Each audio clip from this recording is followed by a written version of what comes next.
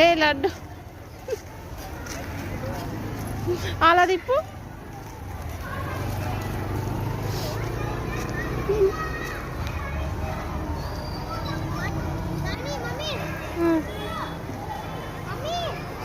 అరే మంచి పెట్టుకో, తడుస్తుదా. అదంటే ఇవే చెల్లెకి దాను దాని లడ్డుకి. ఇదంటే మార్చి ఎక్స్చేంజ్ చేయి అంతే. ఇవ్వు ప్లీజ్, ఇవ్వు అది తీసుకో తీసుకో.